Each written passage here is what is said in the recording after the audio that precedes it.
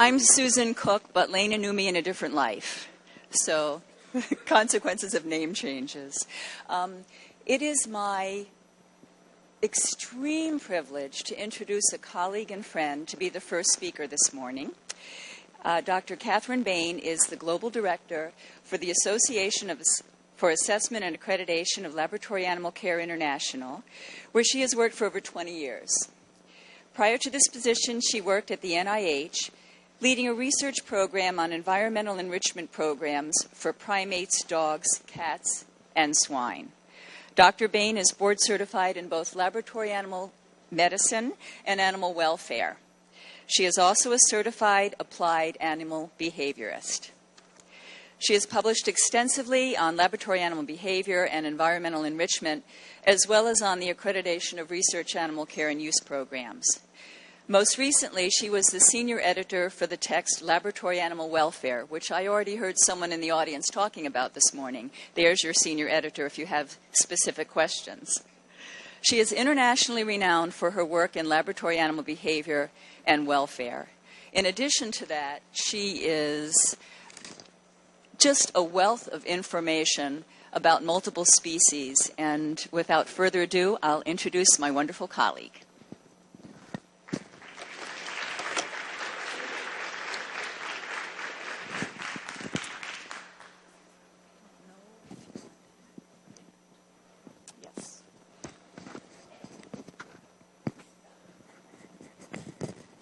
It was a little bit hard to hear Susan. Can you hear me okay? No? Higher? Higher, higher, higher. I don't know that I want to hold it the entire time. Any suggestions? That's probably not any good either, is it? Yeah. Do we have a...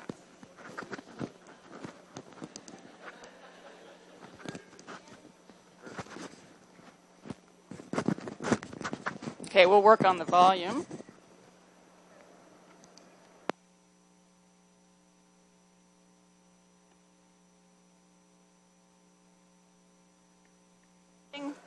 Hello, good morning. Have we had our coffee? Oh, that's sounding much better, isn't it? I think I can hear myself even. Great. Okay, thank you. So it is really a privilege to be here this morning with you, and I want to thank Dr. Susan Cook and the Michigan Veterinary Medical Association for inviting me. I have not ever been in Lansing before, so I like going places where I haven't been before, and this is seemingly a beautiful town, and I enjoyed briefly all your snow, and I look forward to getting out of it quickly. All right, so I want to just tell you a little bit about the outline of what I'm going to do in the next 45 fast-paced minutes.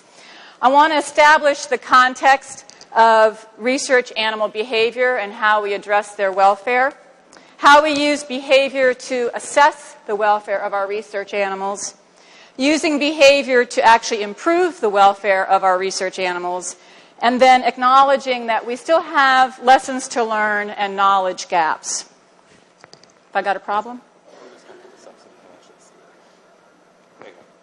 I could see it. Oh, they couldn't. Oh, well, I was changing the slides.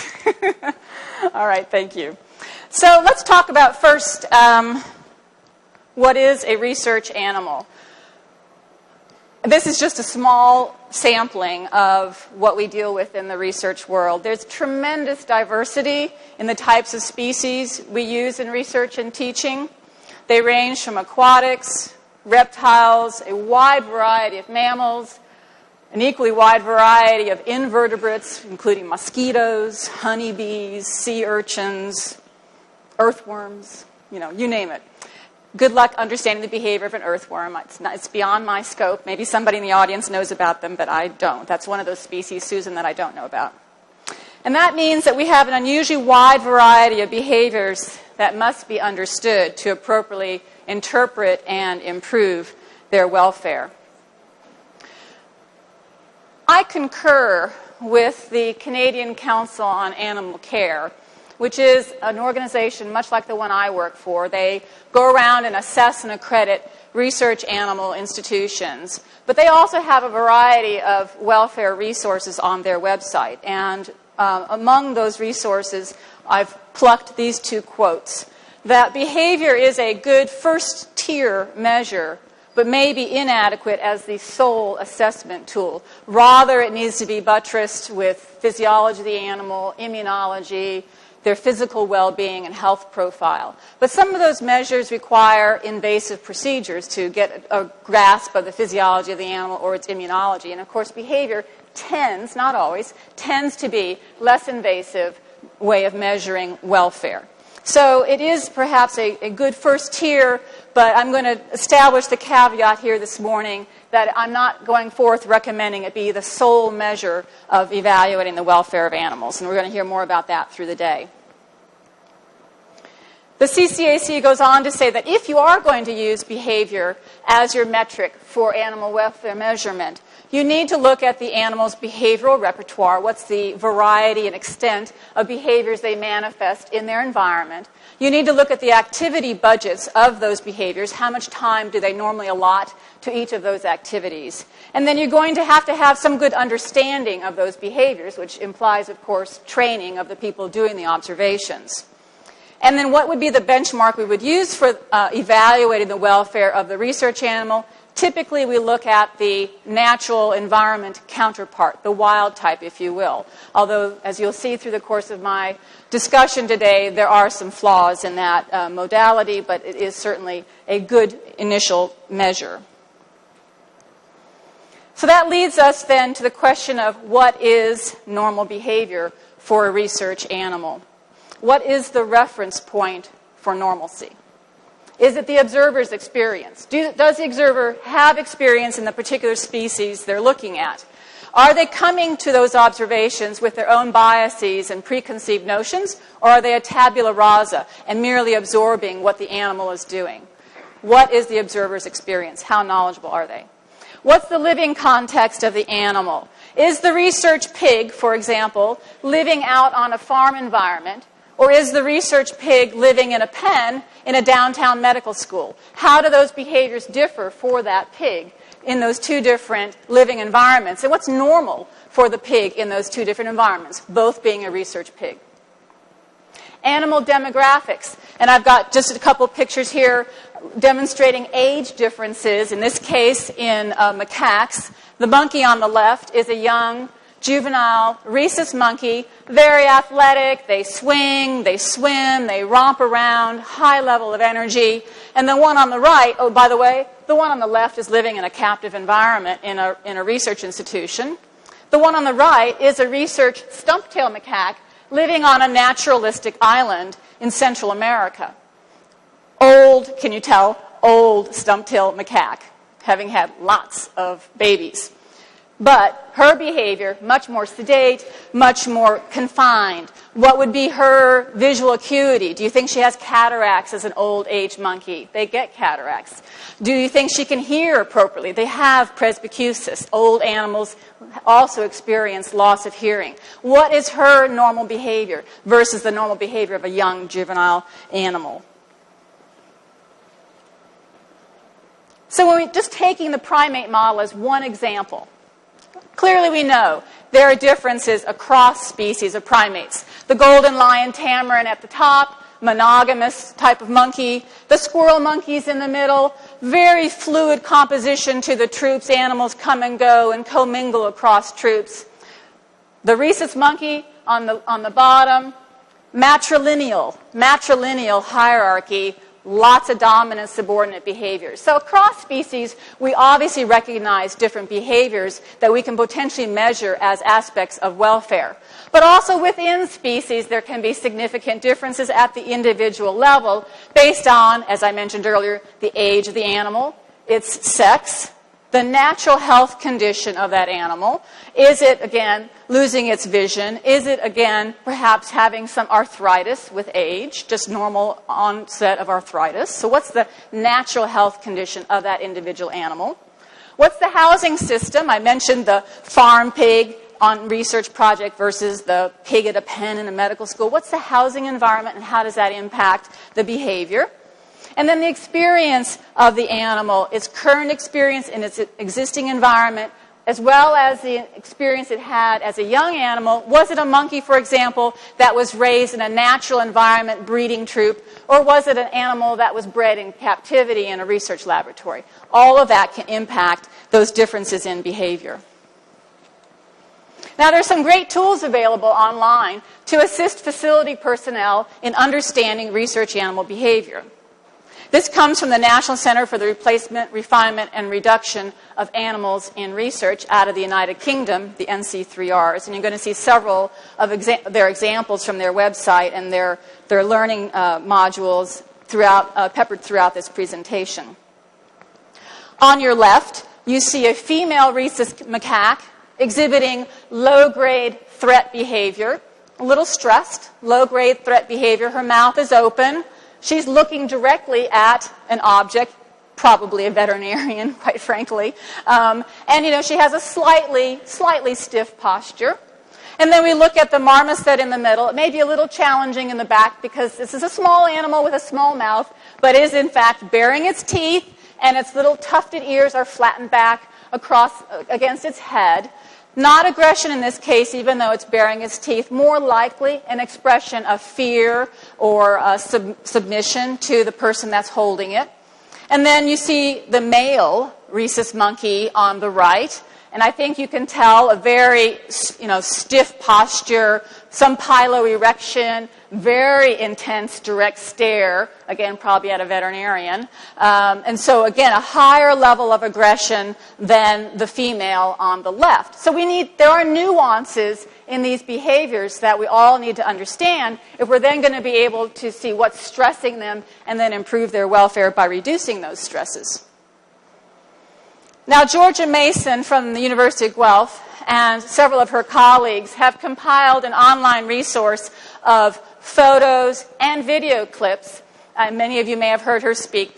She really is a fabulous contributor to the welfare of animals.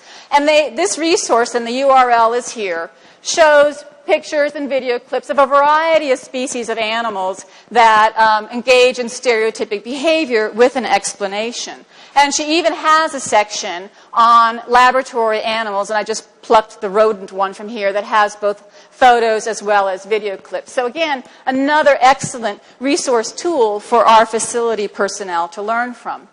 And there are print resources available for us to learn from.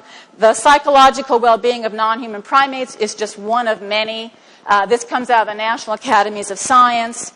And I just want to go over these because even though it's coming out of a book aimed at primates, I think you'll agree with me that most of these criteria can actually be extrapolated to a variety of our research animals. So this book states that markers of well-being include the ability to cope effectively with day-to-day changes in the social and physical environment, the ability to engage in beneficial species-typical activities, the absence of maladaptive or pathological behavior that results in injury or other undesirable characteristics, and the presence of a balanced temperament and absence of chronic signs of distress. That would probably likely be vocalizations. There should be behavioral diversity exhibited by the animal, and that we also have to note that some kinds of species-typical behavior may be better indicators of welfare than others. And the example used in this book for primates is reproduction. Even primates that are in a lower state of welfare, are stressed, will in fact conceive and reproduce. So reproduction in primates is not a sensitive indicator of welfare. So we have to triage those that are sensitive indicators of welfare from those that are not.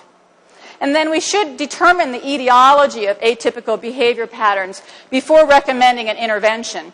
And in my own research experience, I've encountered this. A primate who was reported to our behavioral unit for drinking her own urine, cupping her hands, squatting, urinating, and drinking it. And the care staff thought this animal was manifesting a very unusual form of abnormal behavior. I went ahead and asked them to do a urinalysis dipstick, and she was diabetic. So she was spilling glucose in her urine. It was a nice, sweet urine. She drank her urine. So not an abnormal behavior, a physiological problem. She then had to be put on medicine. So it was not a behavioral issue that had to be treated. So determining the etiology is very important before we leap to a conclusion that behaviorally the animal is showing signs of poor welfare. Now, in the last several years, different behaviors have been evaluated as a measure of mouse well-being. And I have to say that the mouse is the most commonly used mammalian species in biomedical research today. So these metrics have tremendous importance when we can identify what is good mouse welfare and what are indicators of poor mouse welfare. And nest building in particular has received a great deal of attention as a reliable indicator of well-being. Wild mice will build nests to hide from predators, to aid in thermoregulation, to protect their young. Laboratory mice, even though many, many generations removed from wild mice, are still highly motivated to build nests, though historically it has been our experience that the nests they build are of poor quality. So Sarah Hess took that question, why are laboratory mice building poor nests? Does that imply that they have poor welfare if nest building is the corollary of good welfare? A good nest equals good welfare. So she asked the question, is it that our many generations removed laboratory mice are simply unable to construct the dome-shaped, complex, multi-layered nest that wild mice counterparts engage in building?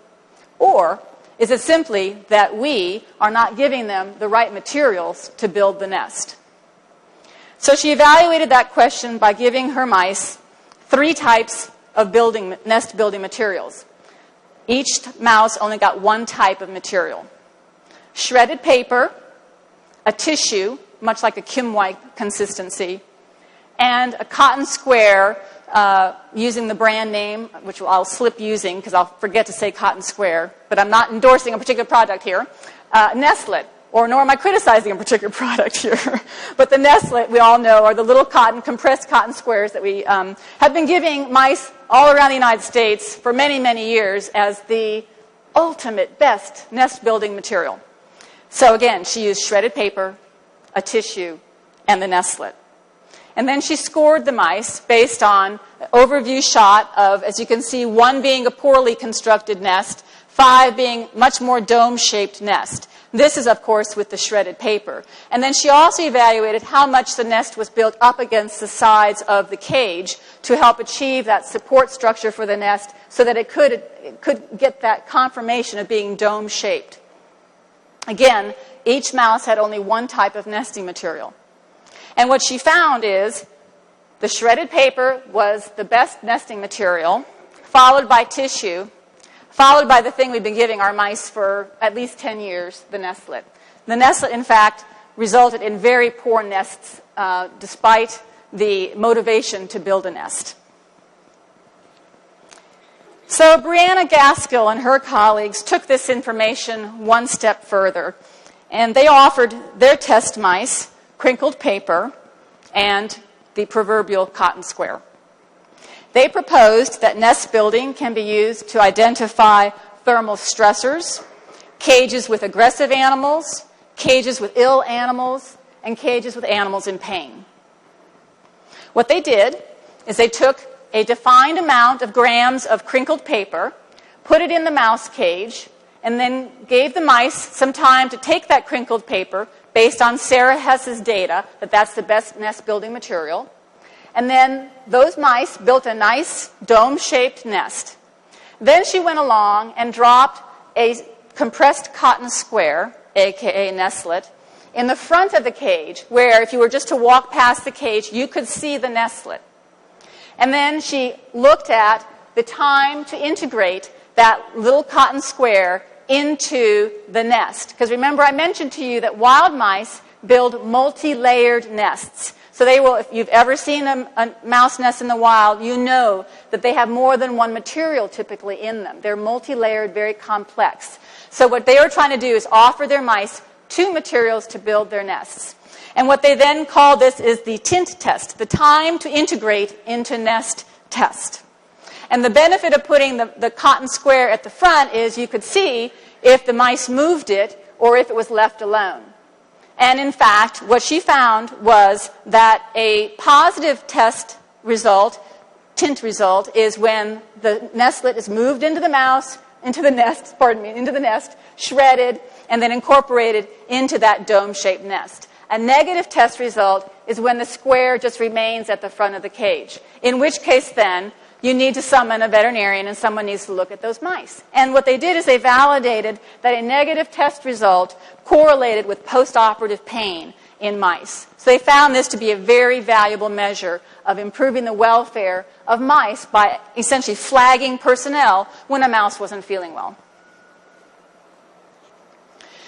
Now, a year later, Rock and his colleagues published that there are strain differences, remembering that our laboratory mice, there are many, many different strains of our laboratory mice, that there are strain differences in the tint results. So they evaluated 10 strains of mice, and they did this over 3 trials, 4 cages at each trial. And what they found was, as you will see, that some mice routinely, in all 4 trials, built a really lovely nest with a score of 4. Some mice strains did not, but you will see that they learned. So we went from a 2 to a 4. These animals were learning how to build a nest when given the appropriate material. They just didn't know how initially, but across trials, there was a learning ability here. So from 3 to 4, from 2 to 4, from 3 to 4. But the C3H mice remained quite low and had a positive test in only 7 of the 12 trials. So that meant that we do have these strain differences in our tint results. And they then made the point that it's important to establish a baseline score before making a welfare judgment. Because for the C3H mice, a low tint score may in fact be normal behavior for that particular mouse.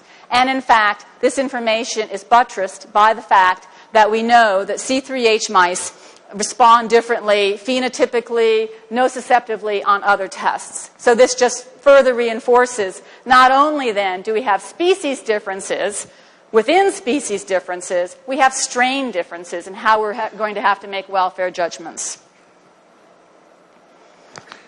So taking a step back, let's recap. When monitoring behavior to make welfare assessments, we have to determine which behaviors are readily observable. So nest building, for example, is readily observable, reliable across our observers, and are meaningful indicators of good and poor welfare.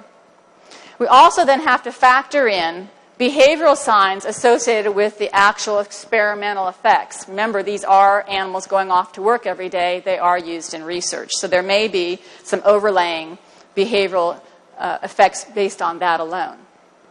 Now, there are 2 common ways of making behavioral observations in our world, in the research world. The first is subjective, often buttressed with limited objective data. For example, the amount of food consumed. We can weigh the amount of food before and after. We can count the number of pellets or biscuits. So we can get some objective parameters to buttress the subjective observations. And then there are objective score sheets, where there are predetermined categories of observations and signs, and then either a score, 1 through 5 typically, or a yes-no response is then included on that score sheet. So let's begin with looking at some of the subjective assessment tools out there. And there are some resources to help us in making these subjective assessments. And so I want to give a shout out to Newcastle University and their Assessing the Health and Welfare of Laboratory Animals series of tutorials. One of those tutorials is a basic assessment tutorial, and I'm just taking one snippet of a very well-described tool that is great for all of our staff to review, and that has to do with coat condition. So this tutorial notes that a dirty, unkempt coat is often suggestive of poor health or welfare. And there are 2 examples that I've extracted to support that from their tutorial. The first is a phenomenon known as barbering, in our mice, and in a particular strain of mice, especially the C57 black 6 mice you see here. And this is where one mouse in the cage tends to over-groom most of the other mice in the cage. So this is not self-grooming. This is one mouse doing it to everybody else. And then we see the mouse on the right with a clearly pilar-erected coat. The guard hairs looks very rough. The animal looks depressed. It does not look well. So just the absence of coat maintenance, that bodily grooming function that animals engage in, is a nice fundamental basis of first-step welfare assessment in many of our rodents. Now, you're going to hear about calves a lot more in the next talk, but so with a tip of my hat to you, Dan, I wanted to just mention, because we use cattle in our research world, of course, that the expression of play behavior has been proposed as an indicator of welfare. And Mintline and colleagues in 2013 evaluated a variety of different analgesic regimens in dairy calves that had undergone disbudding, using the expression of play behavior as the measure of pain relief. The behavior was not statistically significantly different between the different test groups of analgesic regimens at 27 hours post-procedure. However, there were statistically significant differences at 3 hours post-procedure. So our portfolio of welfare assessment tools may in fact be time sensitive. And we need to be aware of this when we're making those welfare judgments, because our judgment may change if the tool has already expired in terms of its utility. Melinda Novak and I developed an assessment scale for abnormal behaviors in rhesus monkeys that were commonly seen, at least at the low end of the scale, uncommonly seen but very serious at the high end of the scale. So category 1, we're just seeing repetitive, stereotypic locomotion patterns expressed by the monkeys, typically circling in the cages, all the way up to category 6, where the animal is actually inflicting harm on itself, which obviously then would prompt immediate intervention. So this is a scale that allows the facility personnel to essentially grade the behavior of the animal and then choose appropriate interventions accordingly. Similarly, Paul Honus and his colleagues developed a scoring system for alopecia, the over-grooming that many monkeys engage in. They developed a scale of 1 through 5, where 1 is a healthy, normal coat condition of the monkey, 5 where the animal has almost completely denuded itself from pulling out its own hair.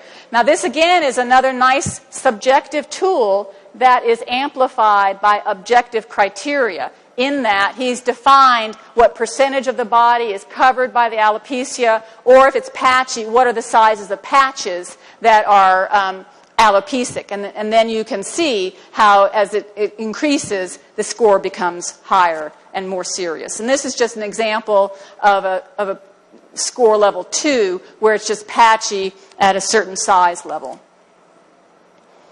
And a scoring system has been developed for transgenic mice by veterinarians in the Netherlands. This is the reference. And their goal was to screen these mice early to allow rapid detection of serious health concerns and then allow for appropriate intervention promptly. So they measured certain behaviors or criteria, if you will, of very, very young mice, day 0 to day 14. So you may, if you've ever worked with what we call pinky mice, you may know their skin is quite translucent. And when they drink milk, you can actually see the white spot of the milk in the pup's stomach. So they evaluated the milk spot to judge food intake. And they evaluated the pup being in the nest or outside of the nest at a slightly older age, but still before 2 weeks of age, to look at sensory motor capabilities. Because if the pup winds up outside the nest, and it is deficient in its sensory motor capabilities and can't get back in the nest, and the mother doesn't retrieve it, that pup then is quite vulnerable to chilling and perhaps mortality. So 3 very easy measures to look at, very non-invasive. You don't have to disturb the animals, and tell a great deal about our transgenic mice. I know you can't see this, but Just consider it's a very complex table developed by Professor David Morton some years ago when he was with the University of Birmingham. And he's got various categories that one would look at. It goes beyond behavior, visual inspection of the animals. I mean, this is a typical check sheet in our laboratories that the staff go through and mark off what's going on with the animals. It may not be precisely worded the same way, but the complexity is very parallel.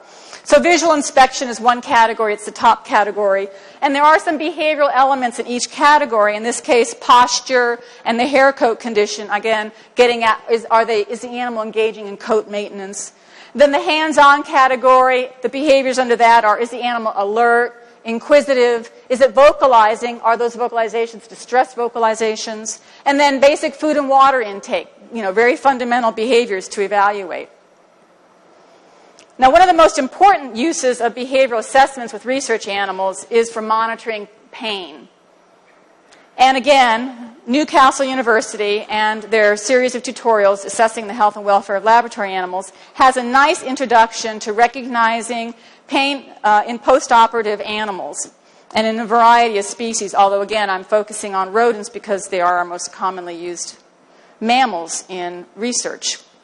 So here's just one example of a rat that has undergone abdominal surgery, and you see that tucked abdomen, the arch to the back. It's a hunched posture, and there is a video that shows the animal trying to locomote when it has post-procedural, post-surgical pain. In this case, to demonstrate what those behaviors should be that you're looking for. And the tutorial advises that we should be using behaviors that are readily seen and identifiable, and can be identified by both experienced and inexperienced people. In the university settings, you might imagine the number of students, the number of visiting scientists that are wandering through animal facilities and doing their work. Some of them have a great deal more experience than others, so whatever behaviors we're choosing need to be recognizable at all levels of that spectrum. And then we need to be able to assess the behavior quite quickly so that interventions can be made promptly. Now, Jeffrey Mogul's group at McGill University in 2010 published about the mouse grimace scale as a coding of facial expressions of pain, and perhaps many of you in the audience are already familiar with this. And they use 5 criteria, what they refer to as orbital tightening, where the eye essentially takes on a more squinty, squeezed look, no pain on your left, severe pain on your right. And then a bulge develops on the nose due to facial muscle contraction. And then the cheeks also bulge due to facial muscle contraction. The ears tend to be pulled back against the face, against the head. And then the whiskers are either pulled back against the face or actually are standing out. And so they can evaluate the level of pain a mouse is experiencing based on these different criteria. And they evaluated it and determined it to be a useful tool to assess the efficacy of analgesia in post-procedure mice. Several years later, in 2015, Miller and Leach evaluated the mouse grimace scale in a variety of different strains of mice. You'll hearken back to that same difference that we saw in the tint score with different strains of mice. And they again found that there were different strain differences in the mouse grimace scale. And therefore, we need to establish baselines also in the mouse grimace scale by the strain of mouse being evaluated. And they indicate that this aligns very nicely with increasing evidence regarding phenotypic variation observed between these different strains in nociception, the effectiveness of analgesic agents, and behavior. And a rat grimace scale has been developed as well. Again, no pain on the left, serious pain or obvious pain on the right, and some slight differences. This is a 4-criteria scale because they combine the nose and the cheek flattening. In this case, where the mouse had a bulge, the rat has a flattening, so slightly different. But other than that, the same tightening of the orbital muscles resulting in a squeezed look to the eyes, and the same changes in the whiskers. So rather than having the more relaxed, drooping whiskers, again, standing outright in the rat.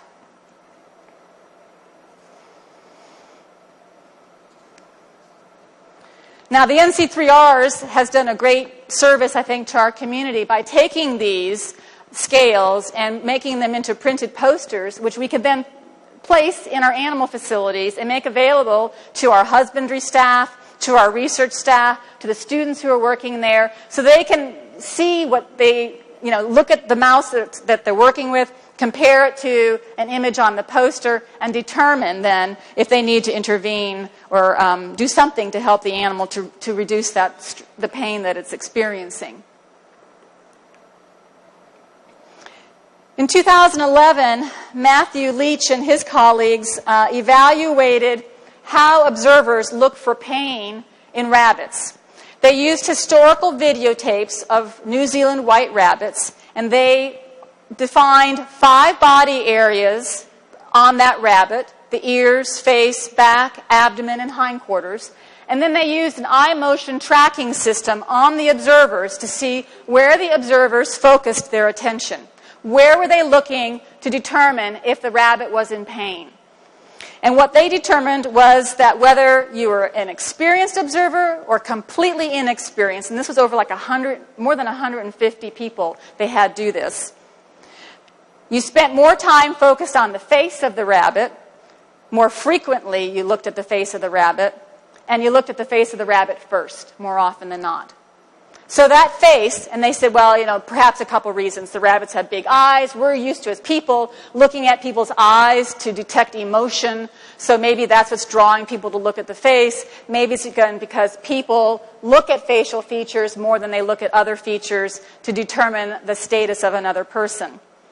But their conclusion was, if that's the case, we need to understand facial expressions on rabbits. And is that the be-all and end-all for a rabbit? Because if you've had abdominal surgery, don't you think maybe you'd be showing signs of pain in the abdomen, and you should be looking to see if they are posturing differently? And in fact, they determined that those people who made observations of the ears, the back, the hindquarters were significantly higher and more correct than those who did not look at other parts of the body of the rabbit.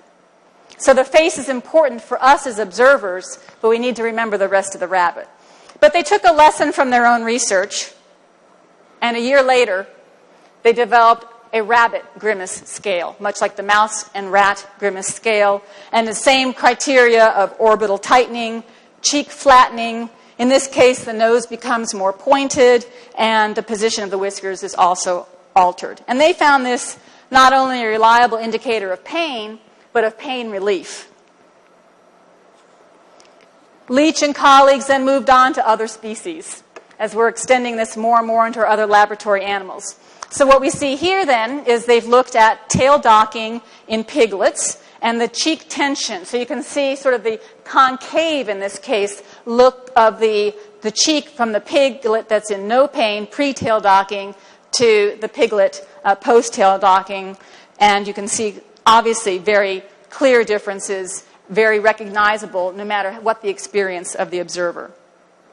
But going back to their point that there's more to observing animal pain than the face, those of us that have worked with dogs or live with a dog, you know your dog's body language. And this is again from the NC3Rs, where they have a tutorial about recognizing distress and pain in dogs, starting with, and of course I've just abbreviated it here. I encourage you to go to their website for the full details. But so the dog on the left, you know, in a vacuum, you wouldn't know if this was just submissive behavior, fearful behavior, or behavior of a dog in pain. You'd have to understand the context of that. But certainly you can see differences from the dog that's much more relaxed in the center and the dog that's quite alert on the right.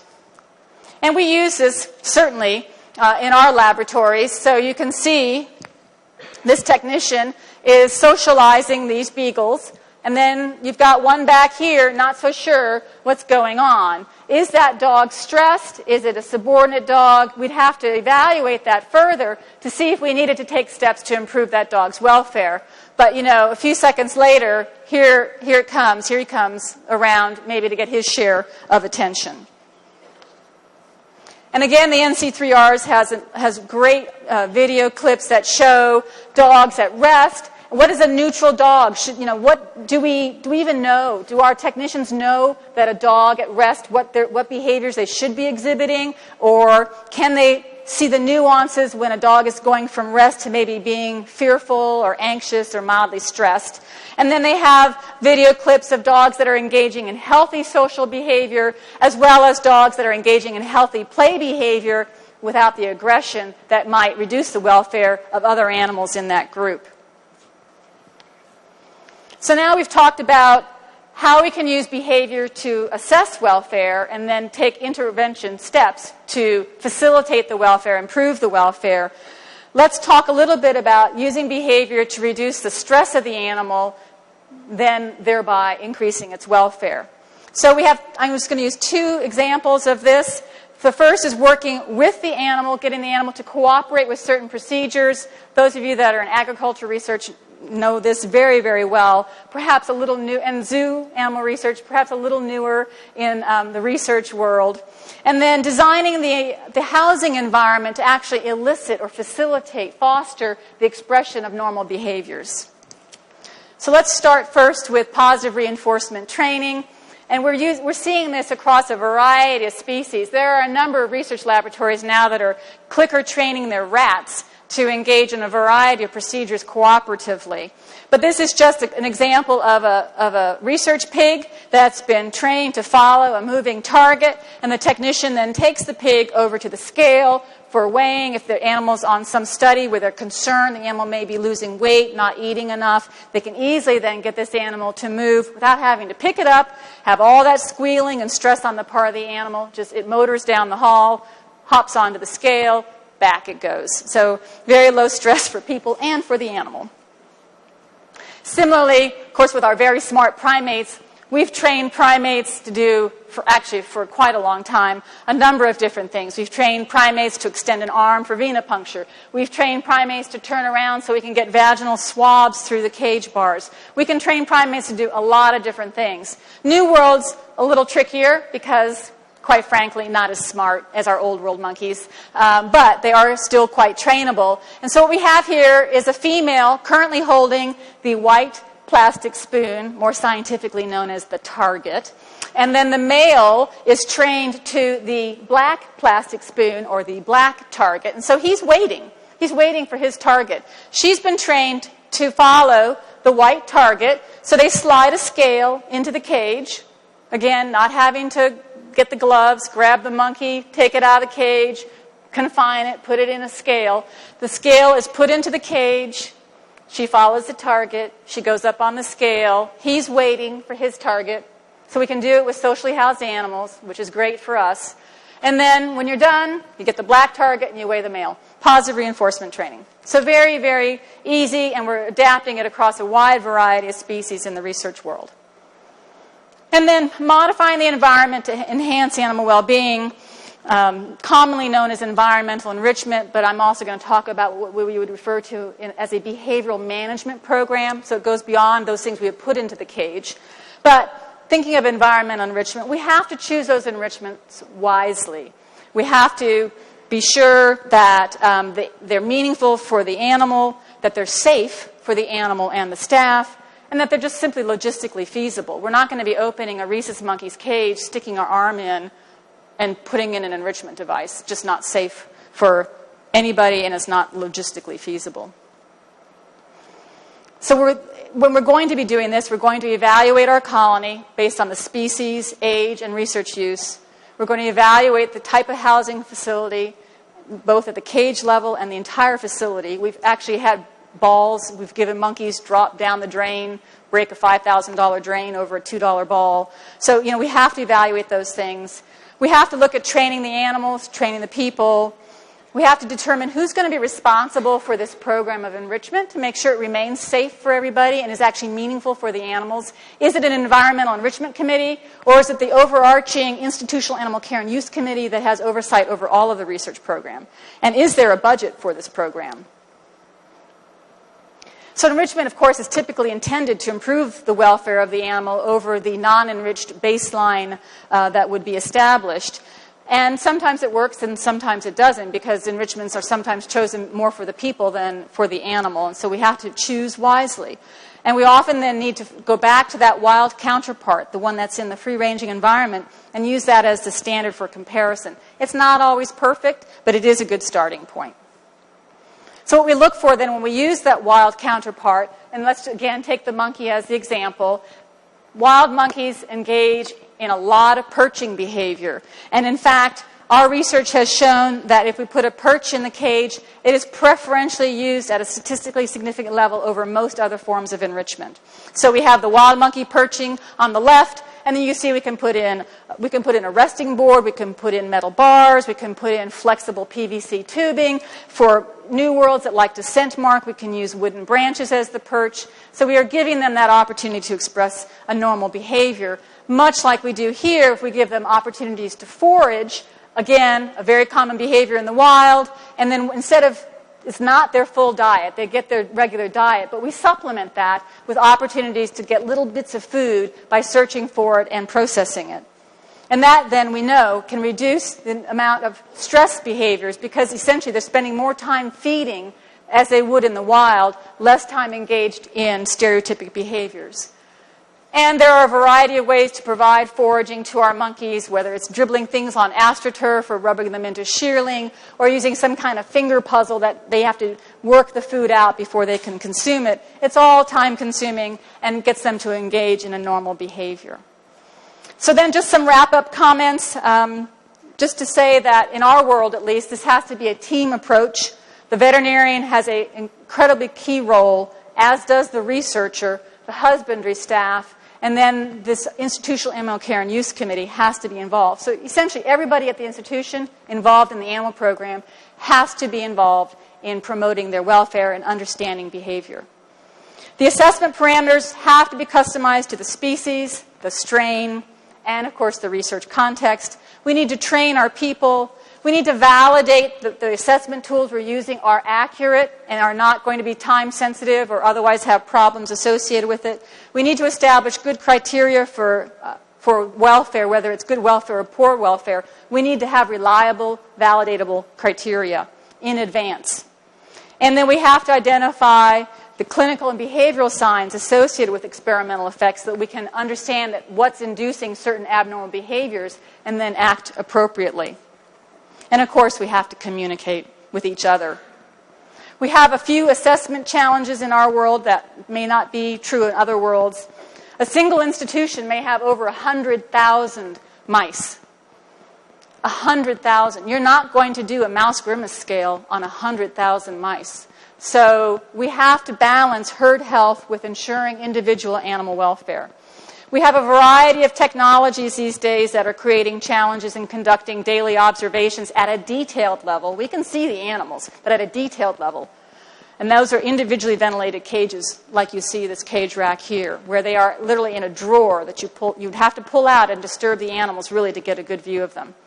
There are economic constraints. We can't hire 100 staff to do those observations of 100,000 rodents with doing a mouse grimace scale. And of course, societal values are quite diverse regarding the use of animals in research, teaching, and testing. And so the data may be viewed differently depending on each individual's own biases.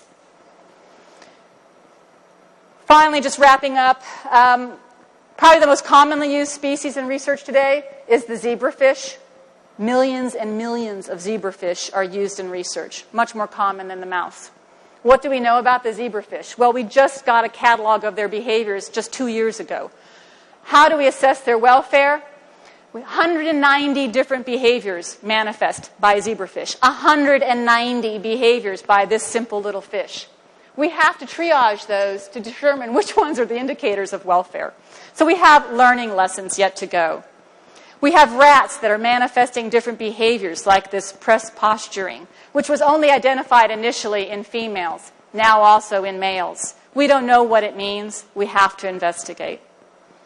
And I do want to acknowledge these websites. I would encourage you to go visit them and say thank you very much for your time this morning.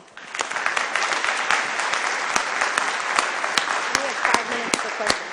Oh, okay. We have about 5 minutes for questions. Anybody have a question for Dr. Bayne?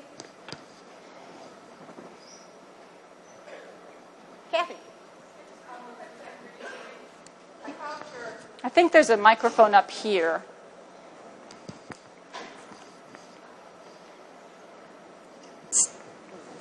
Test. There we go. Whoa. Oh, it works. It's me. Can you hear me? Yes. Yeah. Okay. I'm a shelter medicine veterinarian, so I find this talk very pertinent to the world that I live in. We do a certain amount of behavioral assessment, but ours is a more active assessment on, is this dog placeable or not?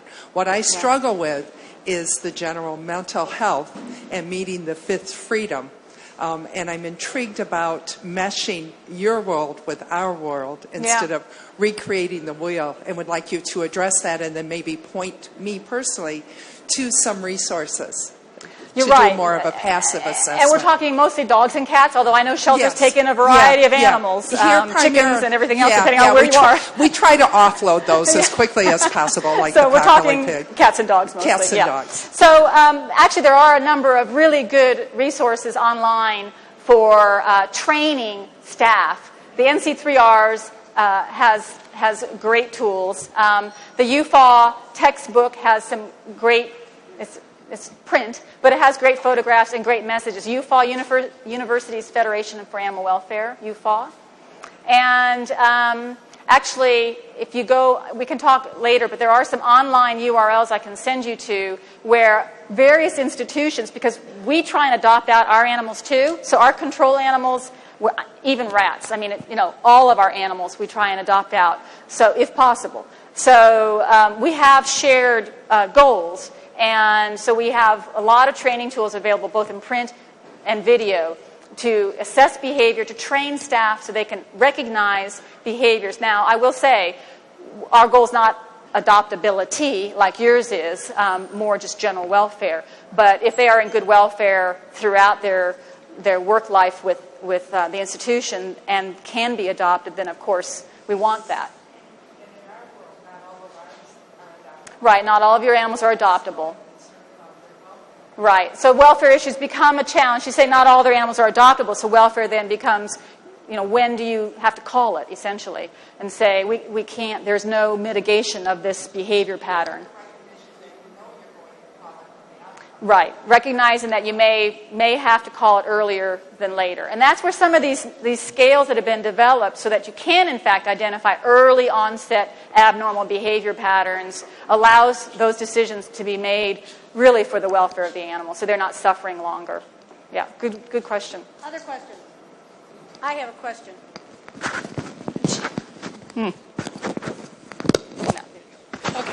Okay.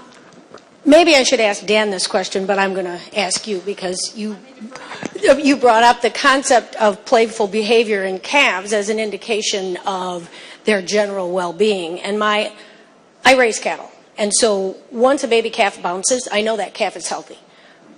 My problem with some of the research that has been done looking at playful behavior is that these are basically dairy bull calves who often do not receive the most appropriate care, and they may not be playing because they don't feel well. How do we assure that they have been assessed for health prior to them going into a study? So that's a really good point, and that was a very, probably too subtle point I made on a slide, that you need to determine the etiology of the abnormal behavior. My example was the monkey that was drinking her urine, but there can be a lot of other behaviors manifest that you need to see if, in fact, that behavior or the absence of that behavior is, in fact, a disease, or is it simply a behavior issue? And, of course, in our world, we're not doing production, but we do use cattle, and they're usually on pasture. And so for us, this tool of understanding that play behavior, at least early on, may be a valuable metric, for us would work, but I could see that it might not work in your world and that you need to seek other measures of well-being. Yeah, and I think that's true of a variety of different species, not just in production versus research, but it could be in shelter medicine, companion animal medicine, and so forth. Excellent. Anybody else? Question? Thank you, Dr. Bayne. That was excellent.